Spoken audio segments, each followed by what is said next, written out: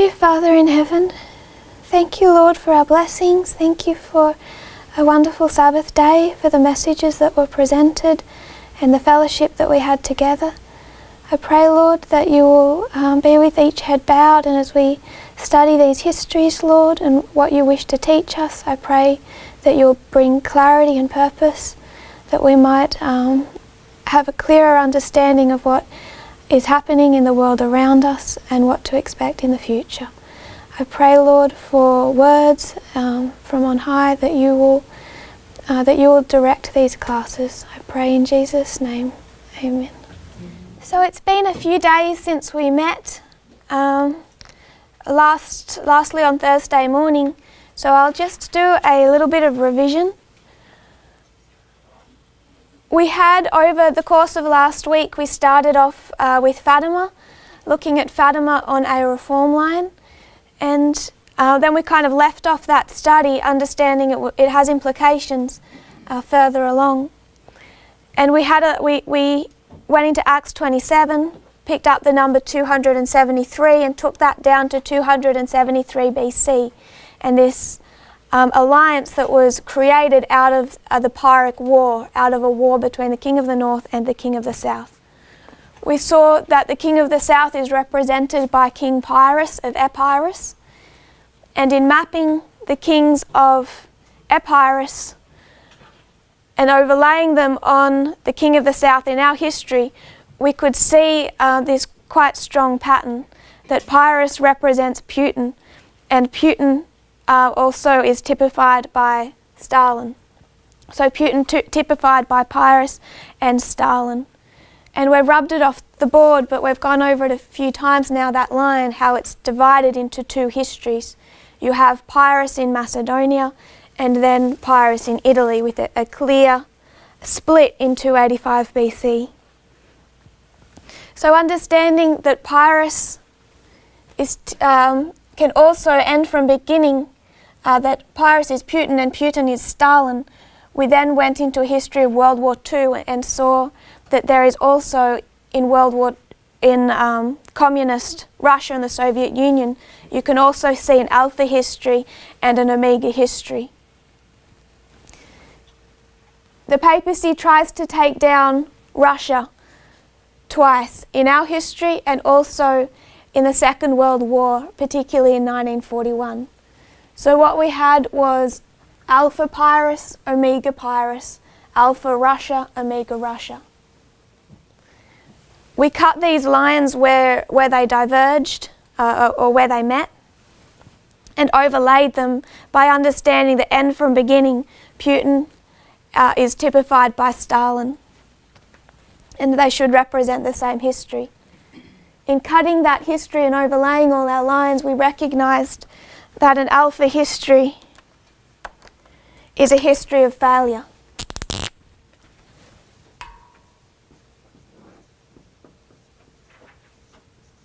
And an omega history is a history of success. I'm saying this from the perspective of the King of the North. Alpha history with Russia is a history of failure. Omega history with Russia is a history of success. And we can map that fairly well if we look at the end of our alpha for Pyrrhus. It's a partial victory for the King of the North. Omega, total. Alpha, partial. Omega, total. If we look at what lines up with Panium, 287 BC all the way down to Panium. King of the South wins, King of the North wins, King of the South wins, King of the North wins. The Omega histories line up perfectly. The Alpha histories line up perfectly. But when moving from history to history, we can't just drop it down. There is a difference between a history of failure and a history of success. So I'll just rub out this board for space. We understood, here we mapped the 4 generations of German government, understanding that we can place the number 4 in both histories.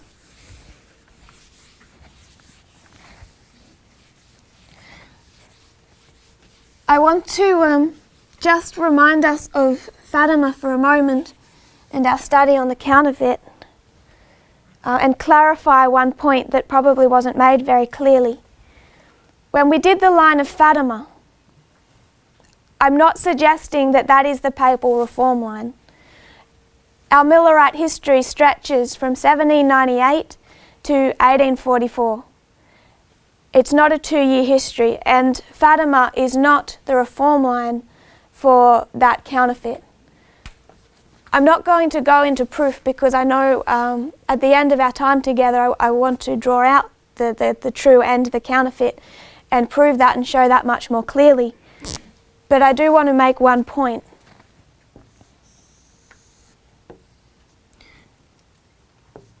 In the true, we go from 1798 to an increase of knowledge in 1818, and that history ends, just to keep it on a simple level, 1844, October 22. And that is 46 years. And who is raised up in 1798? Is it Ellen White? No, it's William Miller. It's many years before her work truly begins. So, if we think about the counterfeit,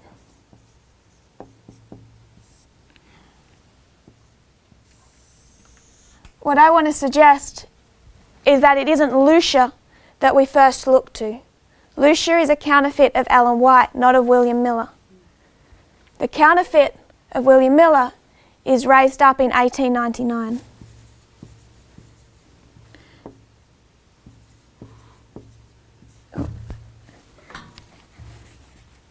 And that is Eugenio Pacelli, who is Pope over this history, the history of World War II.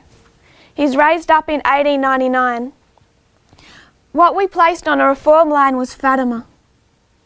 1899, I'm going to mark 1917. And what we placed on a reform line was zooming right into their increase of knowledge. In the increase of knowledge, you should see, we do see everything, the whole picture, all the information in a nutshell. We teach that for our reform line, for our movement. In our increase of knowledge, everything was there. 1818, everything was there. And when we did the line of Fatima, everything was there and on a reform line. But if we're going to track the counterfeit, I would suggest 1899 to 1945. And this is 46 years. Pacelli is raised up, ordained a priest. In 1899, he goes to work introducing Code of Canon Law. First, it's the church, and then the world. His first work is reforming the Catholic Church. His brother negotiates and writes the Lateran Treaty. He negotiates and writes Code of Canon Law, bringing the Catholic Church under one central power, authority of the Pope himself, which had not existed till that time. This work begins in 1899. You have a 46-year history marked. And Fatima, I would suggest, is an increase of knowledge. The reason I'm wanting to do this now is really twofold. One thing that I want to show is when we go over to the history of World War II, it's an interesting history, but it's also, as I've kind of previously stated, it is the alpha history, it's the counterfeit version of Millerite history, both for the papacy and for the King of the North, King of the South. The reason I kind of wanted to go into that is I have faced questions about whether or not we even can overlay this early history with an alpha history and an omega history, if they can be overlaid. And I would suggest that if we do that for the counterfeit, if we can't do that for the counterfeit, then we can't do that for Millerite history. So if we're going to be fair and overlay Millerite history with our reform line, we need to be able to do that for the counterfeit as well. And one other point with that it's just worth thinking about if you're open to consider it. What is 1945 for the papacy? We understand that this is Panium. But for the papacy, what is this experience? This is a disappointment. That Iron Curtain extends a swim away from Italy itself. The Bolshevik Revolution is trying to come up in Italy, and they've lost all of that eastern territory. Hitler, the beast, just was defeated partly by the King of the South. And this is a disappointment. Panium in our history, do they have a disappointment?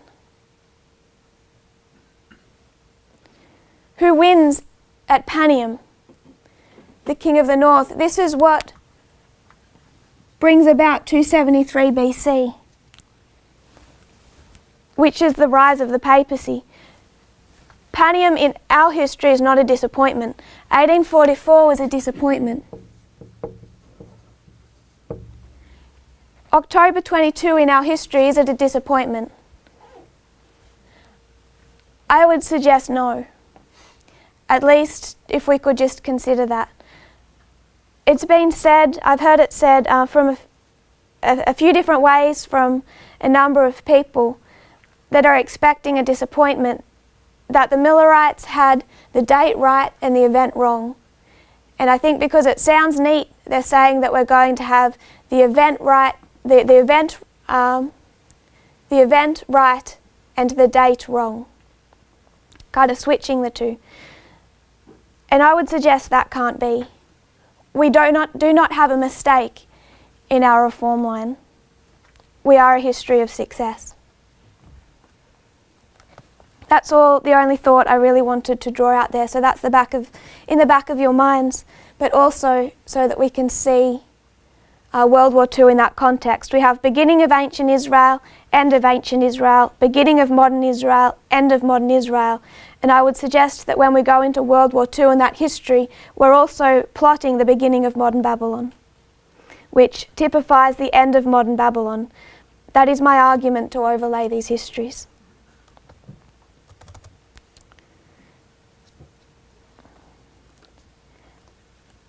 So we're going to move on from looking at the counterfeit now and go back into the conclusions we made with these reform lines at the end of Thursday's study. You have a paper in front of you. It's titled The Kerry Abdullah Secret Deal by William Engdahl. And there's a news site called the Global Research Agency that published this. And I just want us to spend a few moments looking at this article.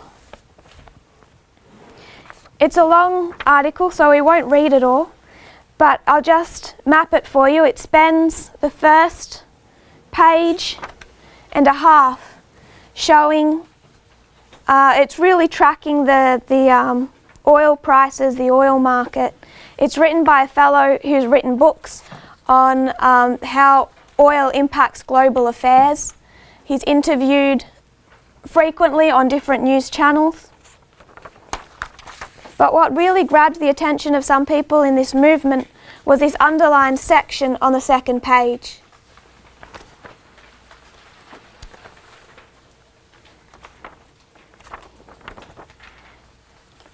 And it says on September 11, this is September 11, 2014, the US Secretary of State Kerry met Saudi King Abdullah at his palace on the Red Sea. The king invited former head of Saudi intelligence, Prince Bandar, to attend. There, a deal was hammered out which saw Saudi support for the Syrian airstrikes against ISIS on condition Washington backed the Saudis in toppling Assad, a firm ally of Russia and de facto of Iran, and an obstacle to Saudi and UAE plans to control the emerging EU natural gas market and destroy Russia's lucrative EU trade. A report in the Wall Street Journal noted there had been months of work months of behind-the-scenes work by the US and Arab leaders who agreed on the need to cooperate against Islamic State, but not how or when. The process gave the Saudis leverage to extract a fresh US commitment to beef up training for rebels fighting Assad, whose demise the Saudis still see as a top priority.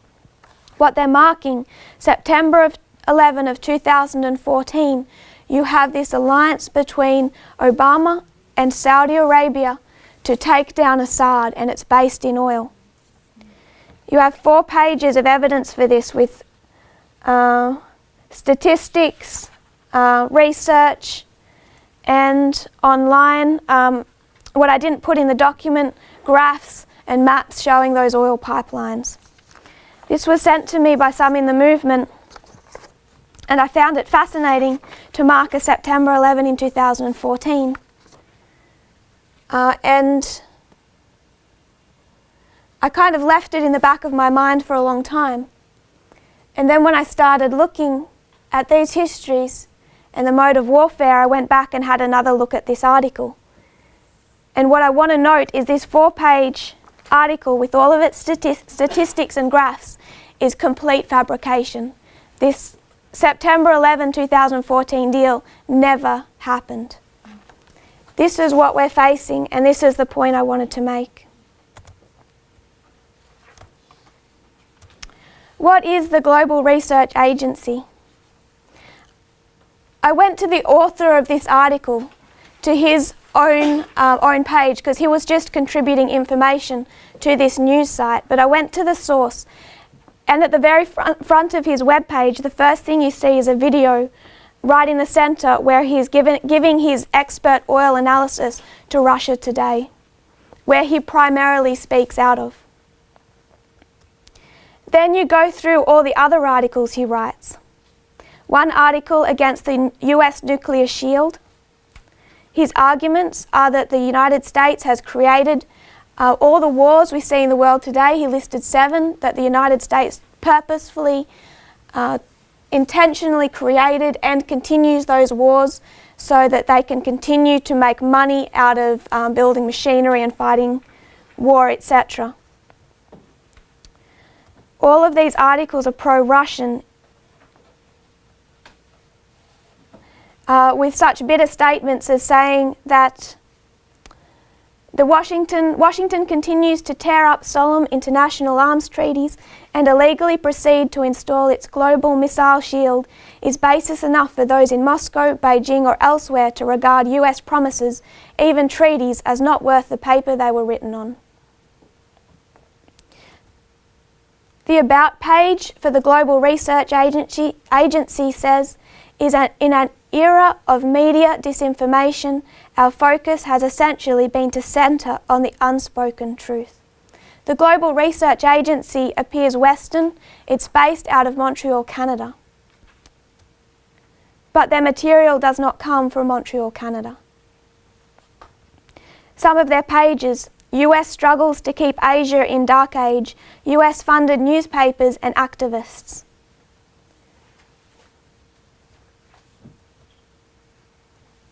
Russia is most likely subsidising pretty much all of the Global Research Agency papers.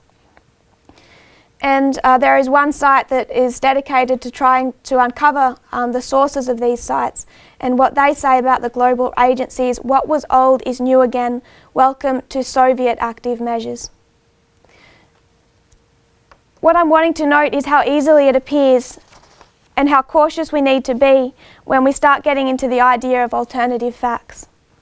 WikiLeaks, the Internet Research Agency, the Global Research Agency, and there are dozens of other news sites. It's becoming a huge problem where we find things online that, if you trace back to original sources, always seems to bump into Russia.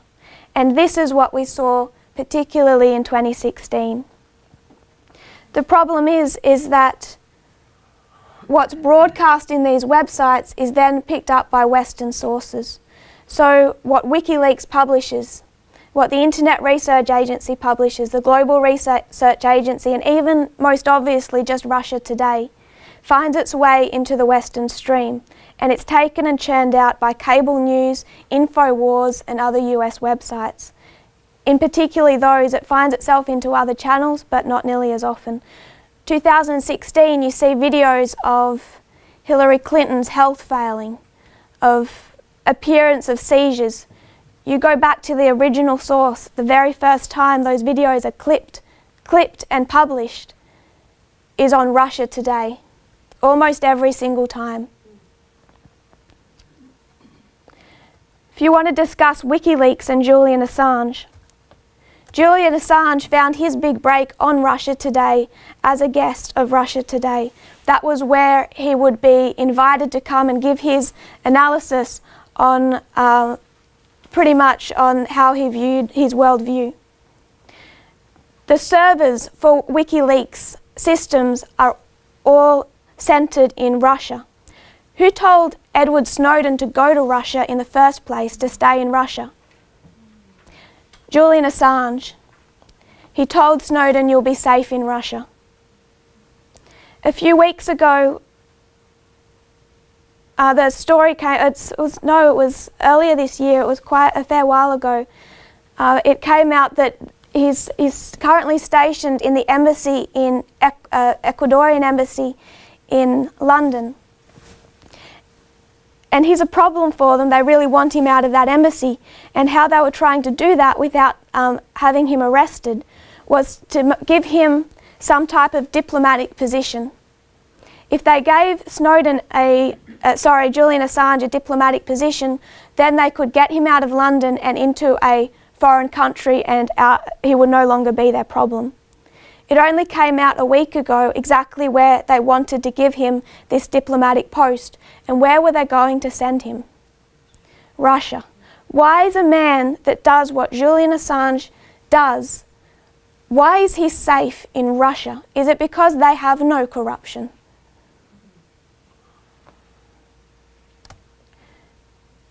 We need to be extremely cautious of the sources that we listen to. And the reason I wanted to put that in place now is because we're about to look at the new mode of warfare.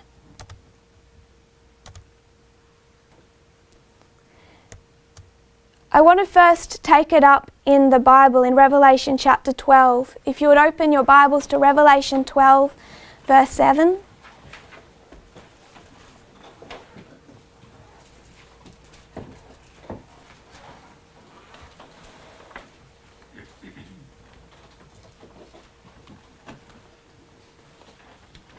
Revelation 12:7. The first account of war in the history of the universe says, "And there was war in heaven. Michael and his angels fought against the dragon, and the dragon fought and his angels, and prevailed not, neither was their place found any more in heaven. And the great dragon was cast out, that old serpent called the devil and Satan, which deceiveth the whole world. He was cast out into the earth, and the angels were cast out with him." The first war the universe had ever seen. What was that mode of warfare? Words. Sorry? Words.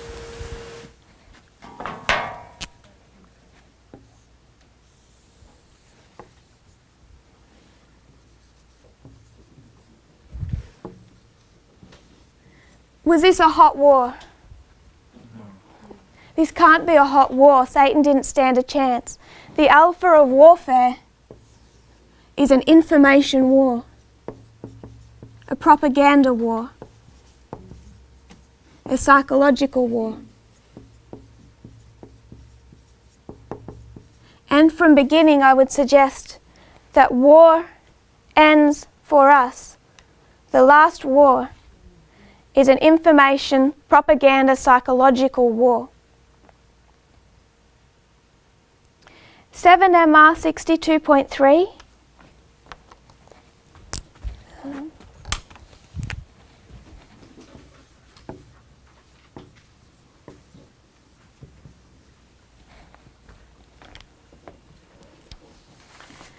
I'll read, paragraph 2 2 and 3, 63.2.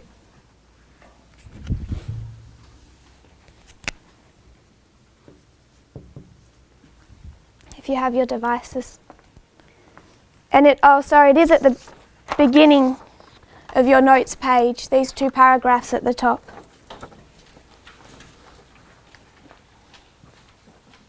The influence of mind on mind, so strong a power for good when sanctified, is equally strong for evil in the hands of those opposed to God. This power Satan used in his work of instilling evil into the minds of the angels, and he made it appear that he was seeking the good of the universe. As the anointed cherub, Lucifer had been highly exalted. He was greatly loved by the heavenly beings, and his influence over them was strong. Many of them listened to his suggestions and believed his words. And then she quotes War in Heaven. Cast out of heaven, Satan set up his kingdom in this world, and ever since he has been untiringly striving to seduce human beings from their allegiance to God. He uses the same power that he used in heaven, the influence of mind on mind. All I'm wanting to note there is, if we mark end from beginning, this isn't a hot war, but an information war. When we did our lines of the World War II, the lines of Pyrrhus and the lines of Russia, and we dropped these waymarks marking the differences between failure and success, what we saw was, beginning in 1989, you have a proxy war. You can also mark the period of 10.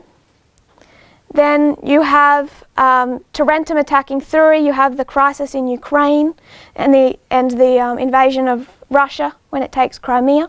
You also have the Molotov-Ribbentrop Pact collusion. The North and the South go into an alliance, and they go into an alliance for the following battle. For Hitler, that was the invasion of Poland. For us, it is those 3 powers, the executive, judicial and legislative branch. This marks the beginning of the Western Front. And then you have this straining of that alliance at our loud cry. A smaller battle before the major battle at Raphia, where the war on the Eastern Front begins. And then you have the Battle of Panium, where the King of the South is defeated and then progressively falls till Sunday Law.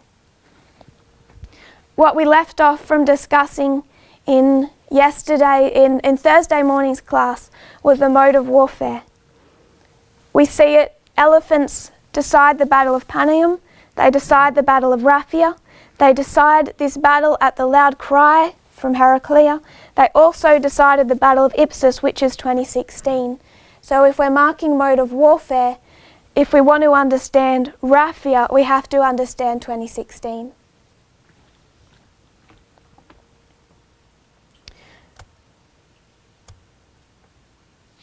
What I suggested after that, and I'll suggest it again, is everything for our time that we need to know was capsulated in the increase of knowledge. So if we're going to look at mode of warfare and if we're going to understand Raphia 2016, I want to suggest that we need to go back and trace this development from the time of the end, from 1989. And this is what we will do for the remainder of our class.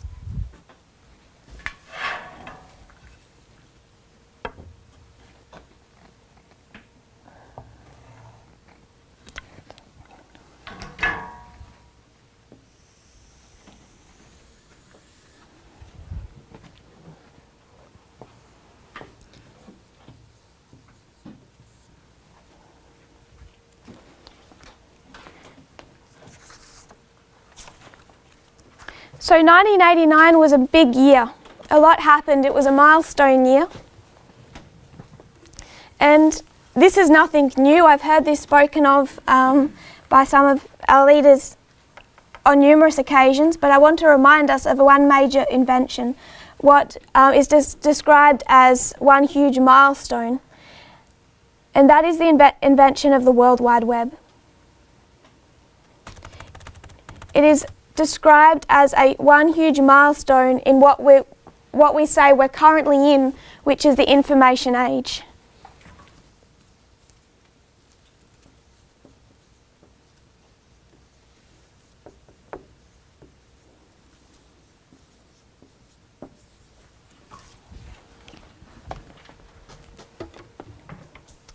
I'm going to quote from, I left a little line here to mark when we're jumping from inspiration to Time magazine. I wanted to make that distinction. On page 1, the bottom half, this is taken from a book that Time magazine put out in 2009 to mark the 20-year anniversary of 1989. And what they're wanting to draw attention to is what a milestone year that was. So they in that book, they review the history of 1989 with pages on each different incident that made up that year. And this, what we're reading from, is their page dealing with the invention of the World Wide Web. It says, when Tim began his work, this is Tim Berners-Lee, began his work with Robert Callao in 1989 at CERN, Europe's particle physics lab in Geneva, the internet was just beginning to emerge as a commercially available service. But it lacked standardized systems for formatting, storing, locating, and retrieving information. What I want to note is computers were around from about World War II times into going back a little bit. Into World War II, pretty much like gigantic pocket calculators. But none of these computers were able to connect to each other. They're independent, ginormous machines, just like a giant calculator, but none of these computers connected, so they were not the internet. The first time that these computers kind of joined together, they're able to join them, is in 1969. And that is usually marked as the invention of the internet. So in 1969 they begin joining all these computers into one network. But what this network lacked, what Tim Berners-Lee brought, was a standard system for formatting, storing, locating, and retrieving information. So I want to note this is more than the internet, this is how information works on the internet itself. Beginning in the second paragraph. Like many people, I was completely unaware at the time of these historic developments. The web first came to my attention in early 1993 when Mark Andreessen and Eric Biner released their graphical browser called Mosaic. It is hard to evoke the stunning impact Mosaic had on the community of internauts who until that time were accustomed to text-based tools and keyboard navigation for retrieving content. The addition of imagery and magazine-like layout transformed the internet into a gigantic publishing vehicle and information creation engine. This is what is happening from 1989 into the early 1990s. We are going through our increase of knowledge at the same time they're turning this internet system into a gigantic information creation engine. They go on to say it was as if a new guild based on a new technology had been created in the Middle Ages. Down to the next, the underlying hasn't come through. It says the tsunami, a couple sentences down. The tsunami that flowed into the internet via the World Wide Web also created the need for tools to find specific content in an ocean full of information. What these inventions of Tim Berners-Lee did was create this information engine on the internet where it could be disseminated and accessed in the way we know today.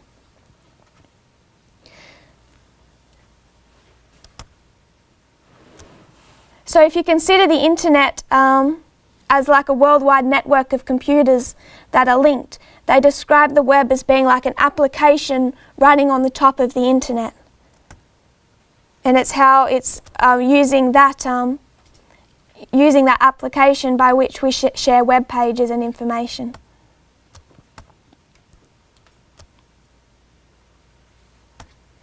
He created one language for every computer system.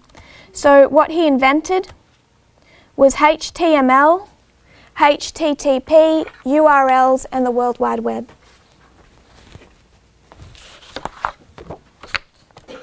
So 1969, the invention of the internet, this is known as ARPANET, and it was primarily used by American defense systems to link all their computers.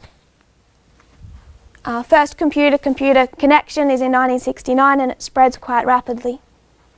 1989, Tim Berners-Lee invents the World Wide Web.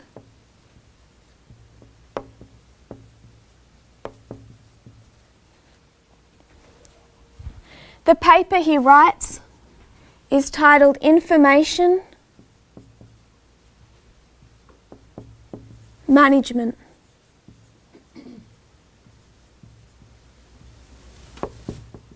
A proposal.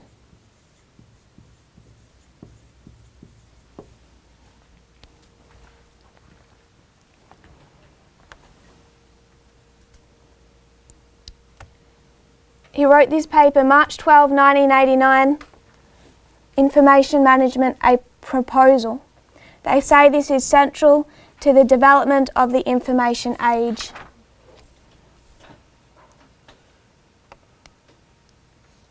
Those two quotes on your second page at the very top. So in 1989, he invents the World Wide Web. In 1990, he writes the first web browser.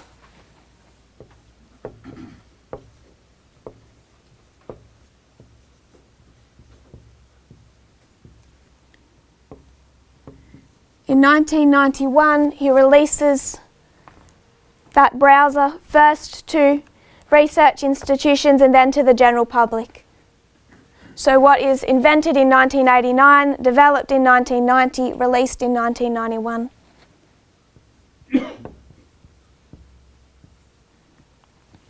So you can look at this history in three different ways. You can see it as the fall of the Soviet Union, you can see it as the increase of knowledge for us, and you can also see it as the invention and development of the World Wide Web.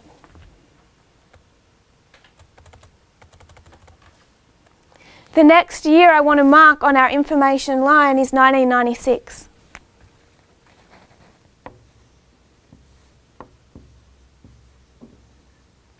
And what is known as Moonlight Maze.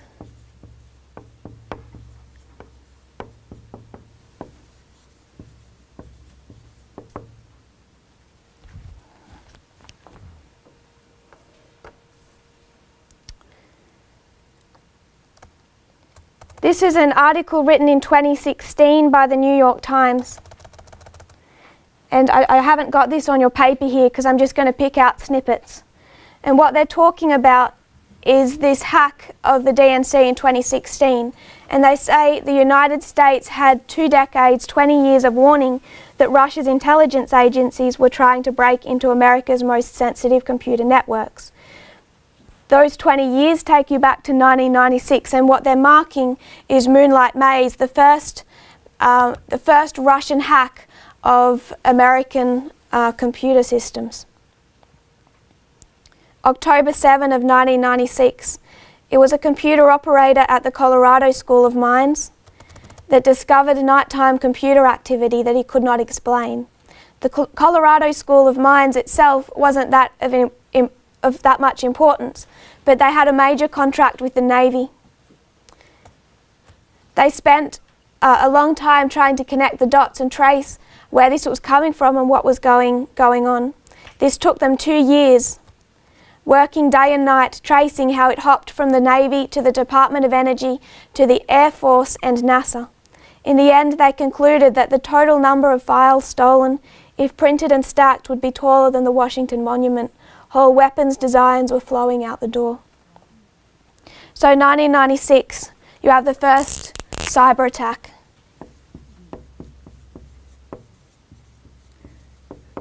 From Russia against the United States.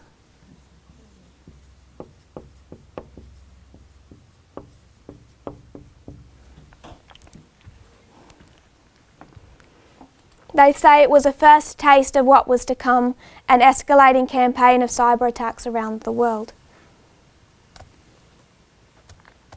Was this cyber attack to take down infrastructure? No, all they wanted was information, weapons designs information.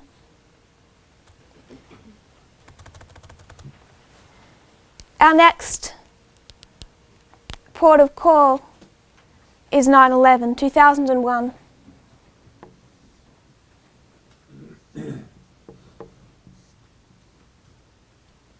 And I want us to have a look at the Patriot Act,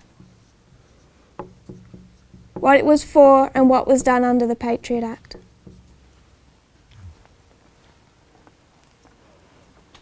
This act was passed 45 days after 9/11 in the name of national security.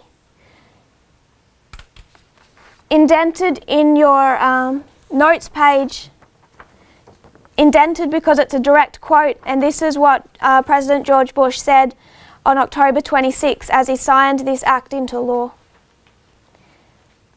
He said, "Surveillance of communications is another essential tool to pursue and stop terrorists. The existing law was written in the era of rotary telephones. This new law that I signed today will allow surveillance of all communications used by terrorists, including emails, the internet and cell phones." Senator Feingold, the day before he signed this into law, said, "The administration's proposed bills contained vast new powers for law enforcement, some seemingly drafted in haste, and others that came from the FBI's wish list that Congress had rejected in the past." So just noting, this is things that they had wanted for an extended period of time but had not been able to get through Congress. And after 9/11, it gave them the opportunity to, on the wave of 9/11 and the fear that that generated, to get this wish list through. So October 26, the Patriot Act is signed into law, and noting what George Bush said this Patriot Act was for, this is for the surveillance of communications. This is for the accessing of personal information. And what he's particularly noting is that information that is online, that is on the internet and the World Wide Web.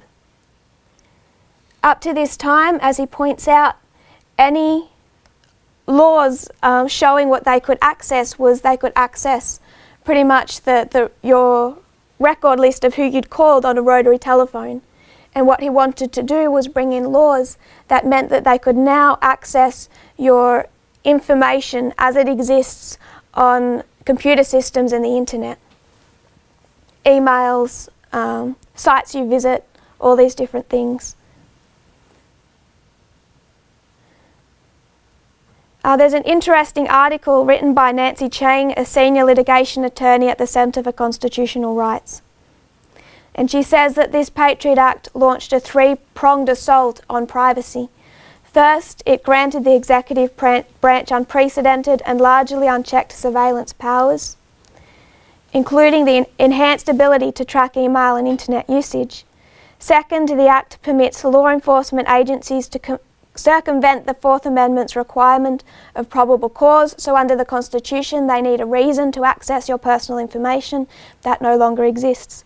Third, the Act allows for the sharing of that information between criminal and intelligence operations, thereby opening the door to a resurgence of domestic spying under the CIA. I went through the Patriot Act in some detail, and to be honest, it was mind-bogglingly confusing. And I think it was designed to be that way, because it isn't so much about what the Patriot Act said, it was what it was used to do. For example, all of these laws that they brought in were to be used against terrorism, but their definition of a terrorist is an enemy of the state. It's a broad definition. The definition they give is so vague and expansive that it can pretty much include Greenpeace, government protesters, anti-abortion advocates, environmental advocates, anyone that is seen as a danger to the state can be labelled as a domestic terrorist. And what they've used the Patriot Act to do 99.99% of times has not been for terrorism. In fact, in an internal audit around 2014 time, they acknowledged that the Patriot Act had not thwarted or helped thwart a single terrorist attack inside the United States. It had, though, been useful on the war on drugs. So it wasn't used for what they are describing. Under the Patriot Act, some of the things that are able to be done, Section 215 is one of the most controversial.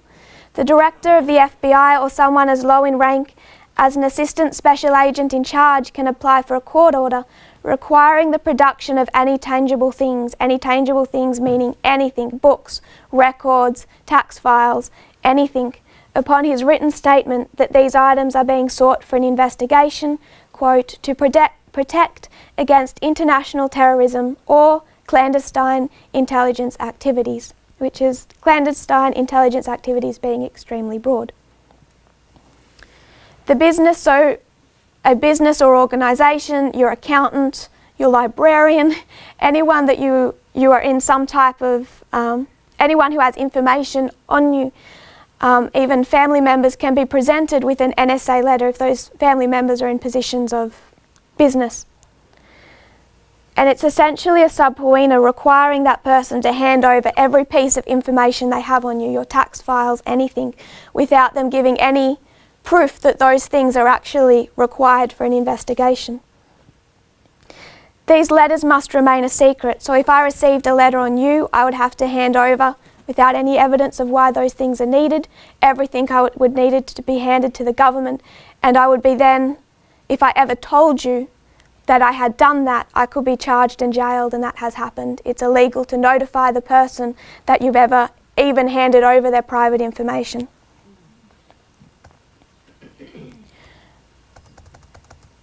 What they did to be able to circumvent where it says that a court order in the Constitution, these things can't just be done without an order from a court where they show probable cause, that they have a reason to need your information. What they did was create a secret intelligence court so they could technically get a court order.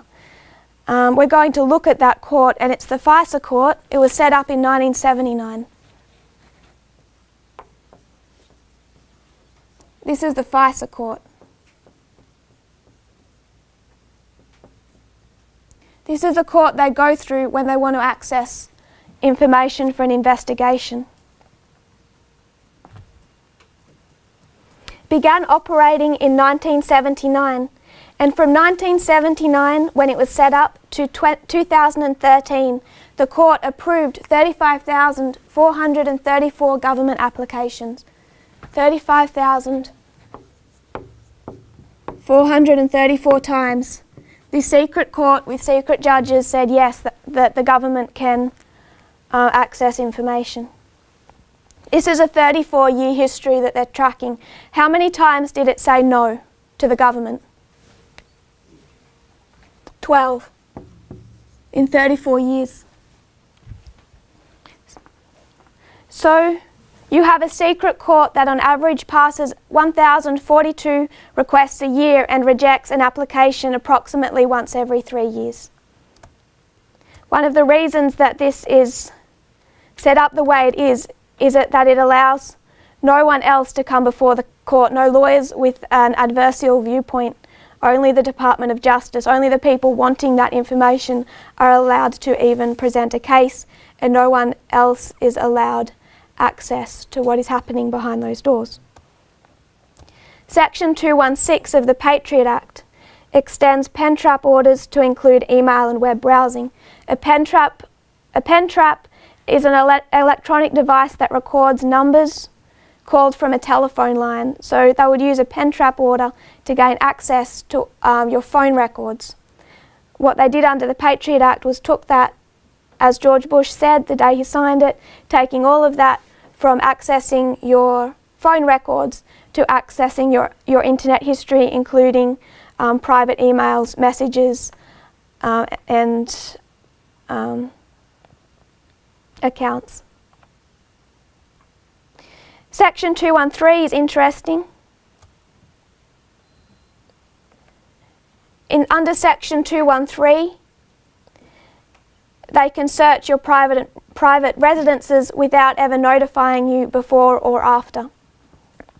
You never know when they're visited.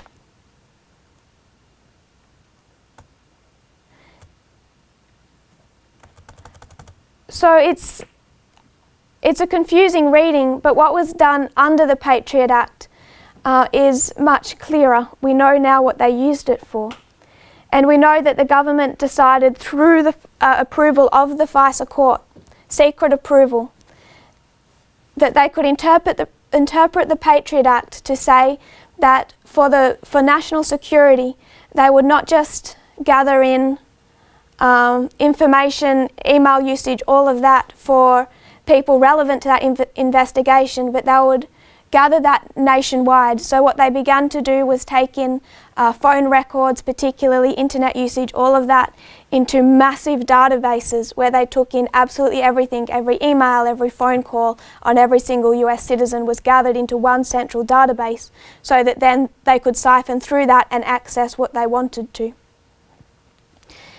Congressman Jim Sensenbrenner is the principal author of the Patriot Act. He wrote this Patriot Act, and he said, quote, "I can say that without qualification, Congress never did intend to allow bulk collections when it passed Section 215, and no fair reading of the text would allow for this program.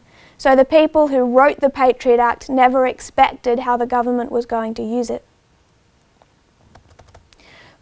One thing that's worth noting is the Patriot Act in 2001 was not signed into permanent law. It was a temporary program lasting around 4 years. 4 or 5 years. Section 216, the Patriot Act is expiring. Sorry, 2016, I said that too much. 2016, the Patriot Act is expiring, and George Bush has to sign another 4-year extension. So it's something that needs regular extensions. 2006. 2016 is Bush. Yeah, it's 2000. Did I say 16? Sorry. 2006. 2006, George Bush signs a 4-year extension. 2007, he begins Operation Prism. And this is a backdoor into Microsoft, Google, Yahoo, Facebook, YouTube, Skype, AOL, and Apple programs. This program allowed extensive in-depth surveillance on live communications and stored information. Everything down to your Facebook messages can now be accessed through a backdoor that from 2007, these programs themselves, Google, Yahoo, Apple, claimed to have never known existed. This program began with this backdoor first being set up against Microsoft, and they set that backdoor up on September 11 of 2007. They can access your search history, content of emails, chat content of both video and voice, photos, videos, stored data, file transfers, all online social networking, and notifications of your activity. All without probable cause and without a warrant.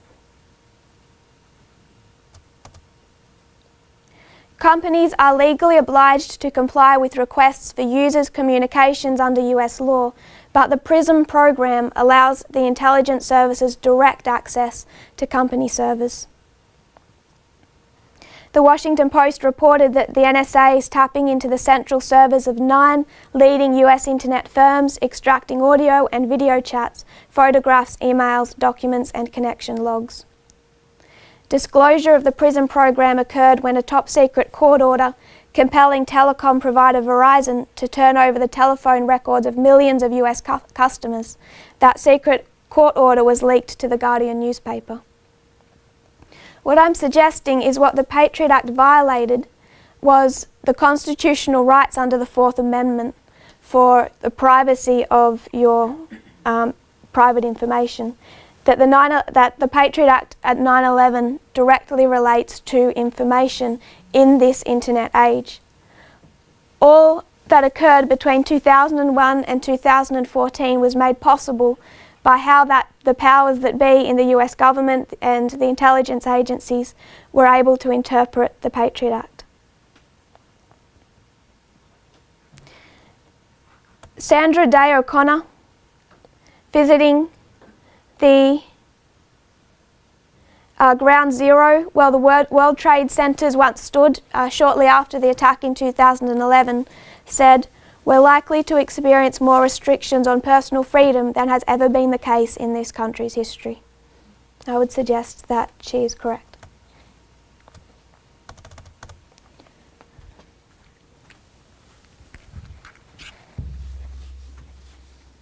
The next date I want to mark on our information timeline is 2004.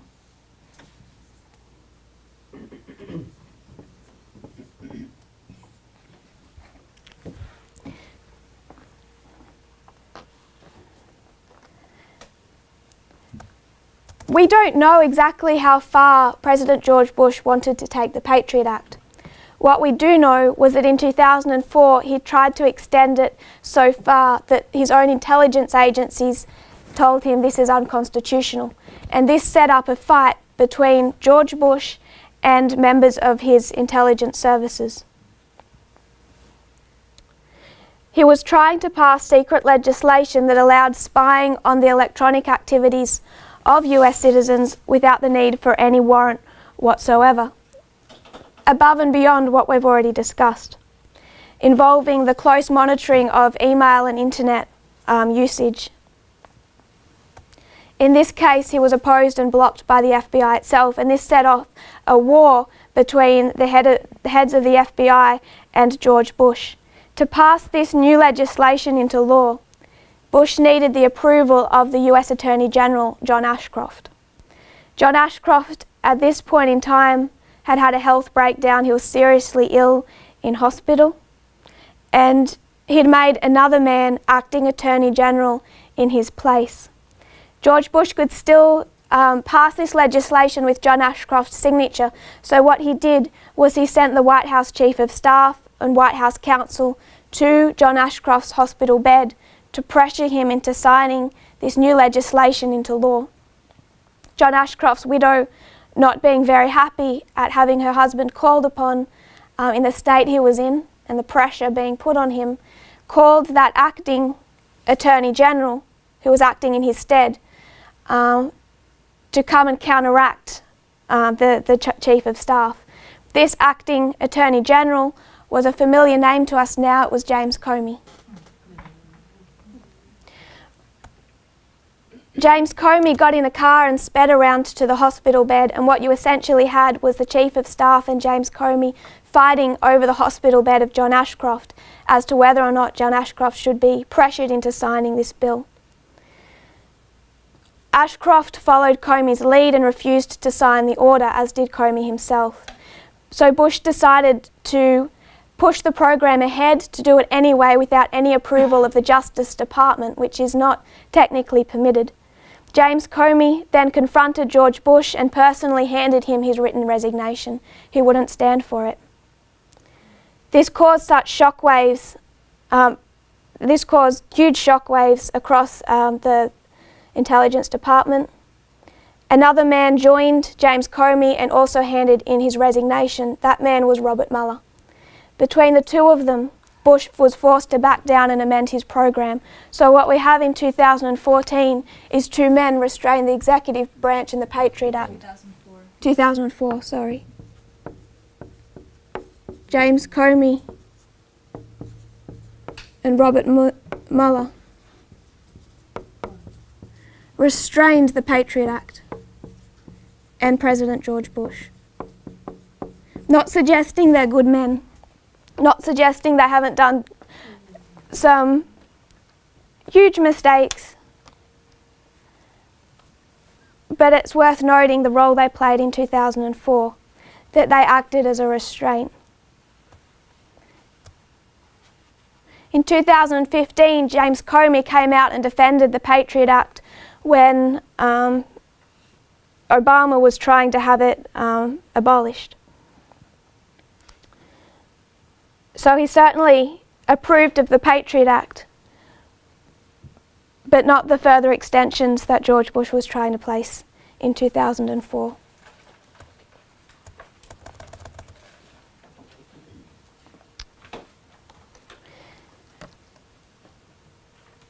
Where I next want to take our line is in 2014.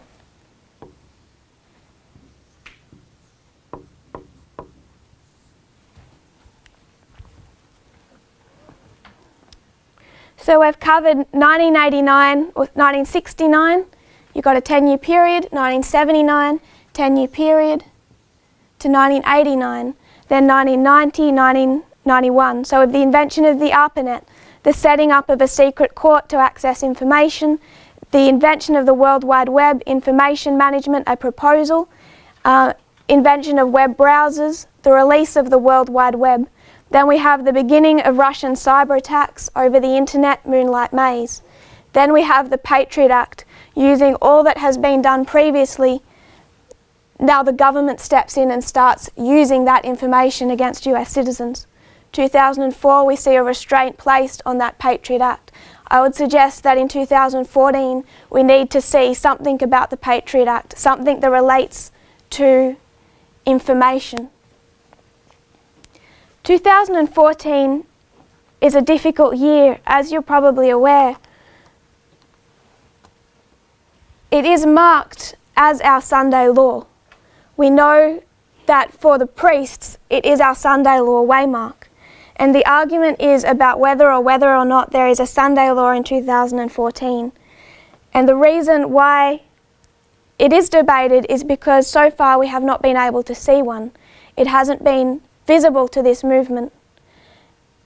I want to suggest that there is a Sunday law in 2014. And the key to seeing what that Sunday law was is understanding the relationship between the internal and the external. That whatever is happening internally can be reflected externally. We can already see that on our reform lines, this relationship between internal and external. And I would like to suggest that the internal of 2012, 13 and 14 is the key to understanding the external of 2014 as it relates to information and as it relates to a Sunday law. That's my proposal if you're willing to work with me through this.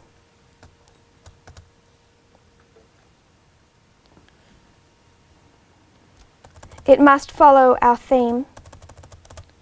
So 2014, I would like to first consider the internal. Inside this movement, that year had some peculiar characteristics, and I would like to suggest those are the key. We had a message come of time in 2012 that predicted what 2014 would be. That message was hindered on two fronts. What problems in this movement hindered that message? So 2012 is hindered by the work of 2012. It's hindered first by the rejection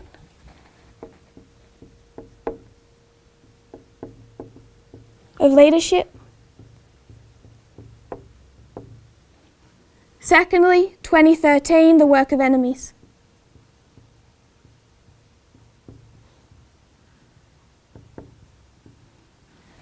We see enemies coming up inside the movement. Path of the Just, etc. I would suggest that these are the key to understanding the external placing of a Sunday law.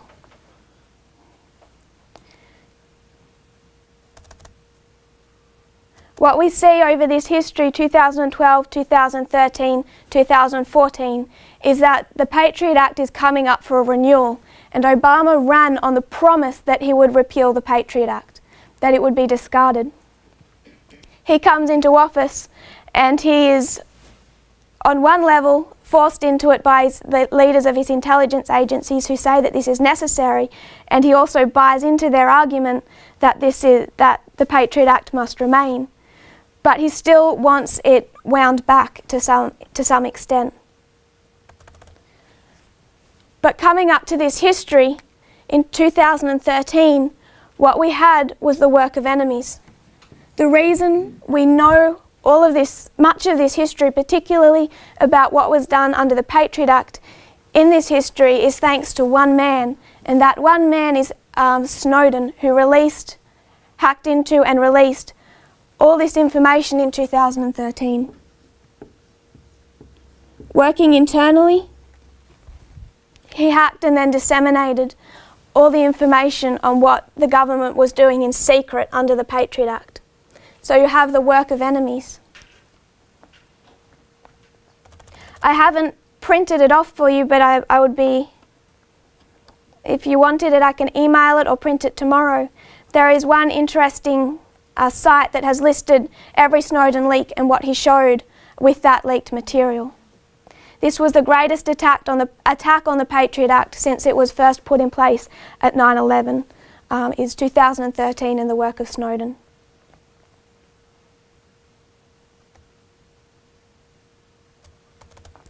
This created a huge change in how companies now store your information. This is the next quote on your second page of your document, just below the indentation.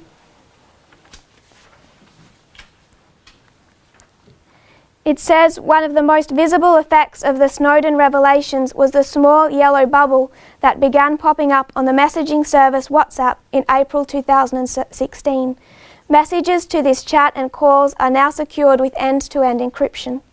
Developers at major technology companies, outraged by Snowden's disclosures, started pushing back. Some, and they're giving the example of the WhatsApp Messenger service, which was bought by Facebook, implemented their own encryption. Others, such as Yahoo's Alex Stamos, quit rather than support further eavesdropping. Stamos is now the head of security at Facebook. Before Snowden, such encryption was for the targeted and the paranoid. They didn't see the need. This is quoting Gillian York, the Director for International Freedom of Expression at the digital rights group, the Electronic Frontier Foundation. If I can take myself back to 2013. Without Snowden, said York, I don't think Signal would have got the funding. I don't think the Facebook would have had Alex Stamos because he would have been at Yahoo. These little things led to big things. It's not like all these companies were caring about privacy. They were pushed to care about privacy. And this brought in encryption across all those sites that the government had previously been accessing. It has been said, and this was said by this wasn't America, this was in England, and he was the head of one of their intelligence security services. Its name slips my memory. And he came out against Snowden very strongly because what he said Snowden had done was taken so much information about what the government was doing in secret and only released 1%. So the government had to live in fear that everything else that hadn't been publicly disseminated was still in the hands of Snowden, was about to be. So not only did they have to go through and reform their practices with what we could see, but they also had to anticipate further trouble and change behaviour that we aren't even aware of. That was what made him upset.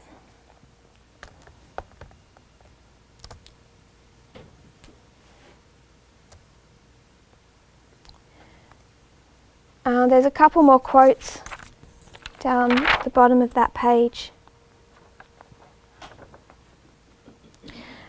I want to read the second last paragraph. And just to pick up one thought, the almost Orwellian technology that enables the government to store and analyse the phone metadata of every telephone user in the United States, Leon writes, is unlike anything that could have been conceived in 1979 when the Supreme Court case of Smith versus Maryland first allowed the government to collect such data. So what 1979 also marks is not just the FISA court, but also this case that was Smith versus Maryland. And what he argued was for the US government to access his phone records was unconstitutional. And he lost that case, and what that marked was pretty much the beginning of the government collecting similar data on hundreds of millions of people. They now had the precedent to do that. You can trace also that collection of metadata back to 1979.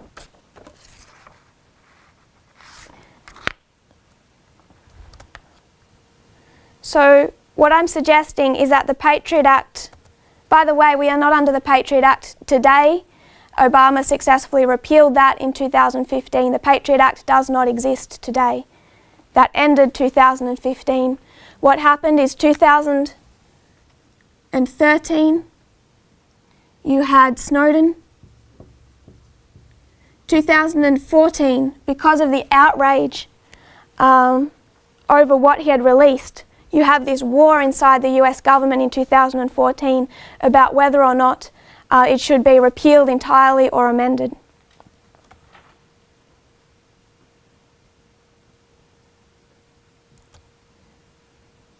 Jim Sensenbrenner, the principal author of the Patriot Act, I will quote him a statement that he made in June 2014. He said, "A large, intrusive government, however benevolent it claims to be, is not immune from the simple truth that centralized power threatens liberty.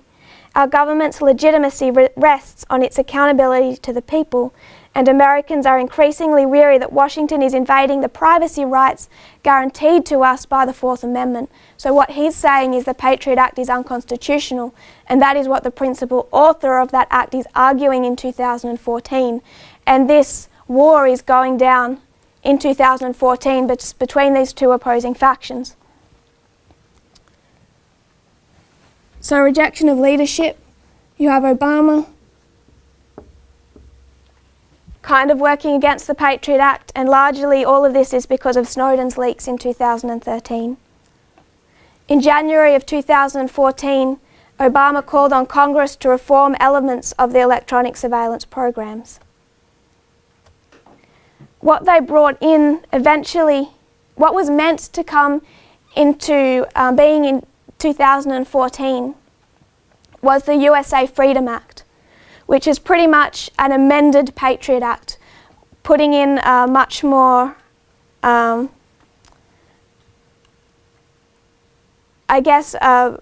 elements of privacy. So they wanted a reasonable compromise between security and privacy. They would no longer allow bulk collections and those types of things. So they tried and get this passed in 2014, and it fails in Congress, fails in the Senate. It failed at the end of 2014 by 2 votes in the Senate. So the USA Freedom Act had to then be debated again, and this was largely Democrat-Republican. In 2014, the Democrats lost their majority in the Senate, and by the time the Freedom Act is to continue to be brought back in 2015, it was amended to where it's virtually another Patriot Act. So 2015, Patriot Act ends, USA Freedom Act begins.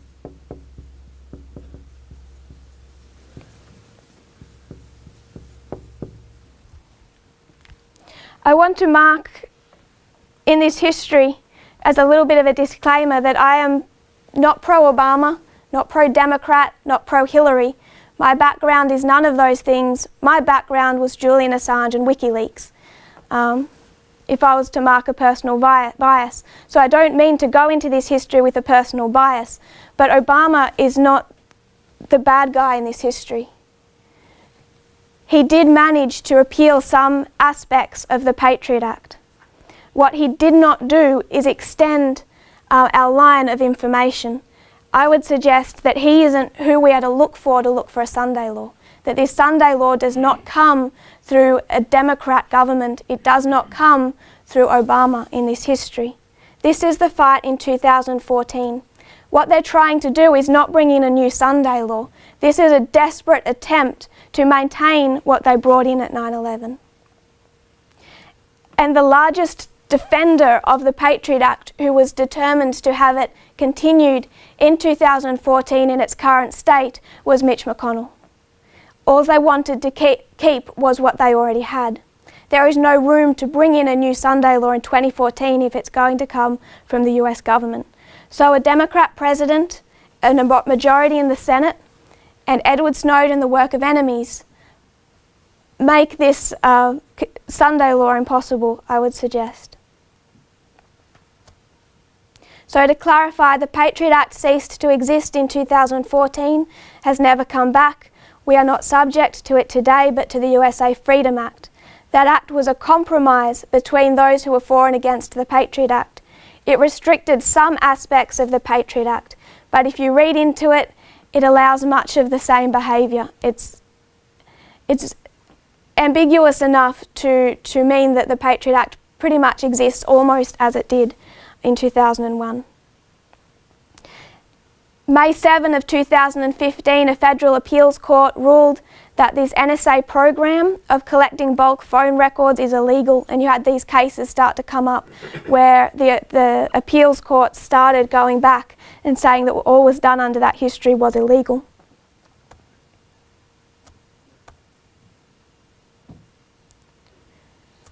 So in 2014 we have this work of enemies and also of Obama.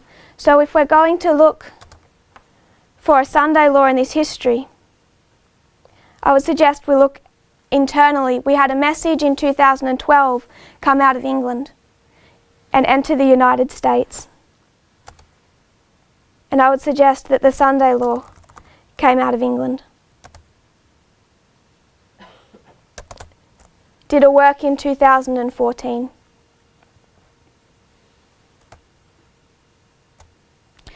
Just going back to Moonlight Maze quickly.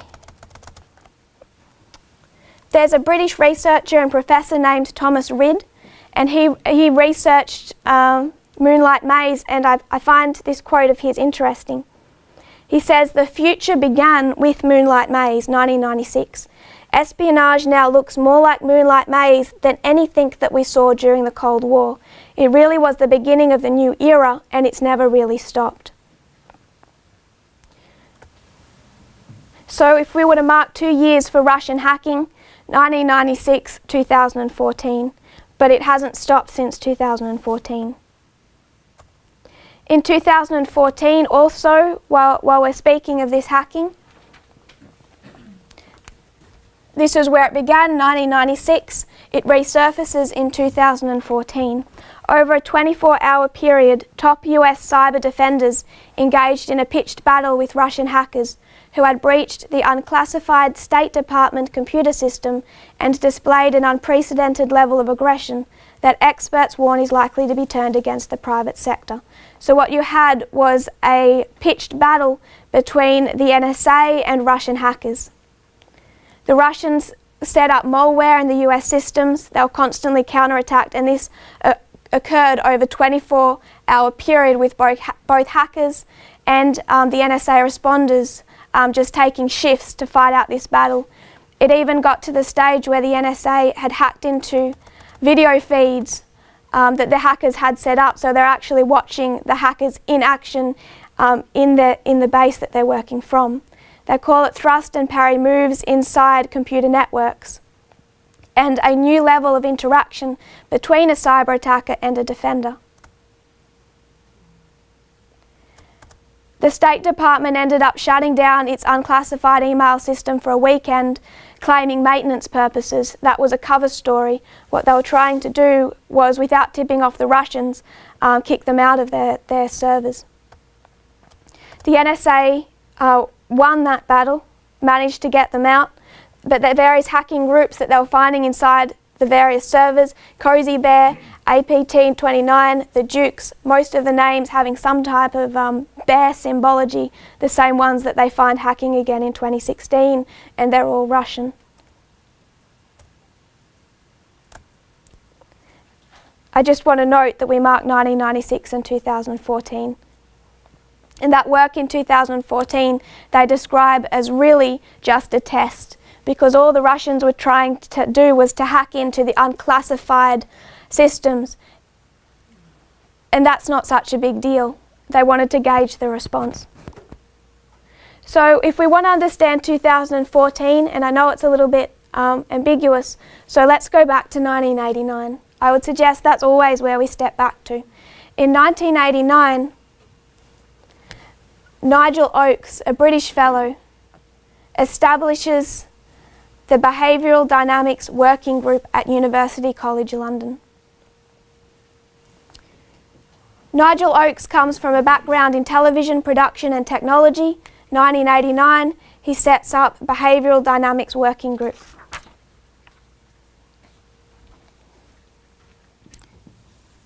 Behavioural Dynamics Working Group. And what this was a group formed to study the dynamics of behaviour. In 1990, he founds the Behavioural Dynamics Institute. So 1989, 1990, 91, 1990, Behavioural Dynamics Institute. The Behavioural Dynamics Institute is the leading international centre of excellence for research and development into persuasion and social influence. It is the only academic organisation in the world whose understanding of the psychology of persuasion has been successfully applied on a global scale. That is how they describe themselves. So what he first does is in 1989 he sets up this working group to analyse how information can change behaviour. Then what he does in 1990 is set up this institution to put what that research party comes up with into practice. 1992, Nigel Oakes makes an interesting statement to a trade magazine, Marketing. He said, and I want to write this on the inside of our eyelids, "We use the same techniques as Aristotle and Hitler. We appeal to people on an emotional level to get them to agree on a functional level." This is what he's developing with BDI from 1989, 1990, 1991 forward. We use the same techniques as Aristotle and Hitler. You appeal on an emotional level to change them on a functional level. In 1993, he sets up Strategic Communications Laboratories. 1993 is SCL. SCL, Strategic Communications Laboratories. What they do is largely clandestine, but we got a little bit of a view of what they do in 2005 when they set up a booth in an exhibit at the Defence and Security Equipment International in the United Kingdom. What they started doing in this history from 1990 forwards is using psychological operations and soft power in different war zones. They were picked up by the Pentagon, the UK Ministry of Defence. So what they're developing in this history is psychological warfare. They worked out of Afghanistan, these different war zones. So in 2005, they set up an exhibit at Defence and Security Equipment International. And I want to describe that exhibit. What they had was computer screens showing some type of apocalyptic scenario. In one of the cases, they show this scenario, like how they would interact with the government in an apocalyptic scenario. What they're showing on their screens. Over the past 24 hours, 7 people have checked into hospital. This is the story they're spinning, with telltale symptoms of rashes, vomiting, high temperature and cramps, the classic signs of smallpox. Once thought wiped out, the disease is back and threatening a pandemic of epic proportions. The government faces a dilemma. It needs people to stay home, but if the news breaks, mass panic might ensue as people flee the city carrying the virus with them.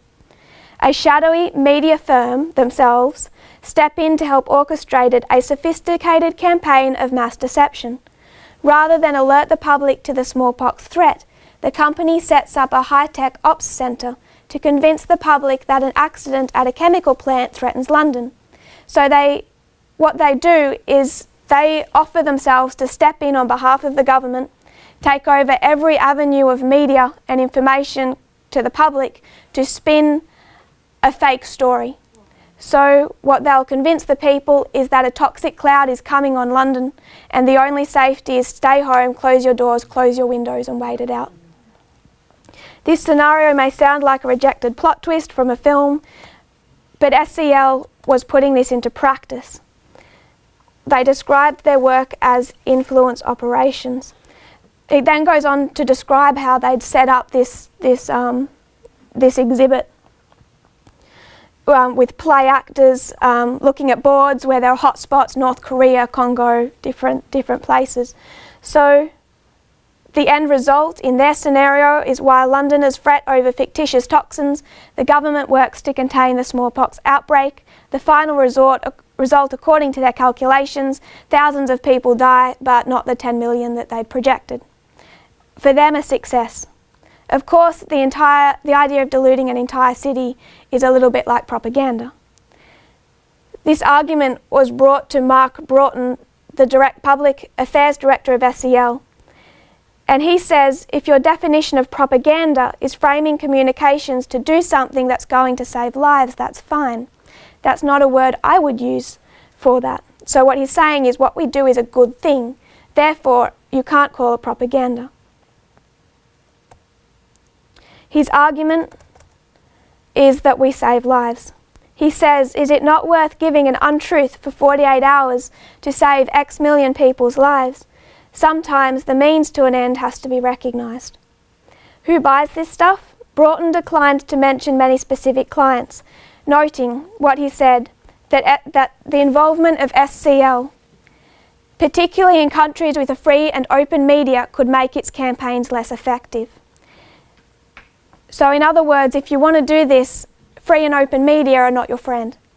He said it sounds altruistic, it sounds selfless. There is some of that to it, but we also want to earn money.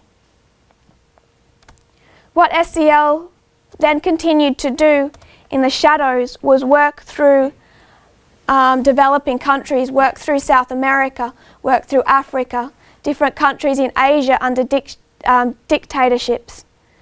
And their actions were not selfless with the governments they toppled and what they worked with in manipulating public opinion, but primarily where they found their market was in developing countries that did not have a free and open media. In 2012, SCL faces a change. What they did was enter the US market.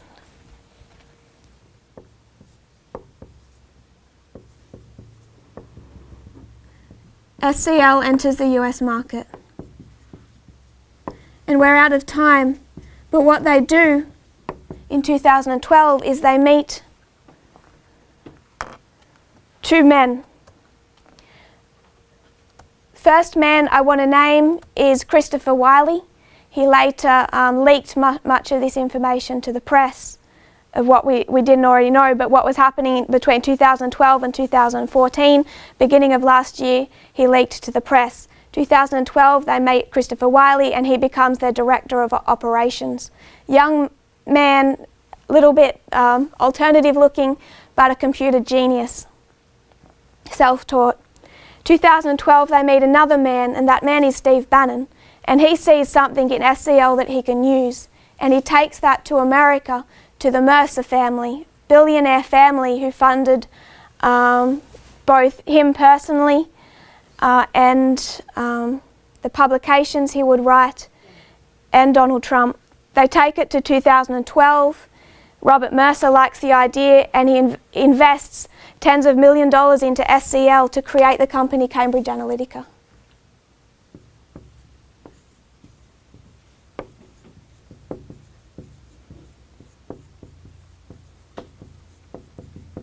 We'll close now for time, but we want to look at what this company did between 2012 in its development, what it particularly did in those first few months of 2014, and what we will see is that while maybe not from the government, it's essentially using all the tools that were accessed under the Patriot Act, all those tools for accessing information, and psychological warfare that they designed under war zones in Afghanistan and Iraq, they then turn on a civilian population. In 2014, before Trump ever runs for president, they start testing phrases on the American people via social media to see what gets a response. Words like deep state, words like drain the swamp, words like build a wall. All of these were developed in 2014. Donald Trump never came up with anything. These were given to him by Cambridge Analytica. And they were tested on social media platforms. We'll close in prayer, if you don't mind kneeling. Dear Father in heaven, thank you, Lord, for your directions. Thank you that history is rich with detail, Lord, that we can understand what's happening in the world around us. I pray, Lord, that in heart and mind you will prepare us for this information war. Lord, that we will be prepared by understanding the past, that we will understand the future, that in understanding our past history, we won't get to Raphia and misunderstand, that we won't get to Panium and misunderstand. Lord, I pray for those of our family and friends, Father, who aren't in this message or who aren't along in this message, that you will strengthen them and bless them, and that we will be whatever encouragement and support we can to aid them through these coming times as well. I pray this in Jesus' name, amen.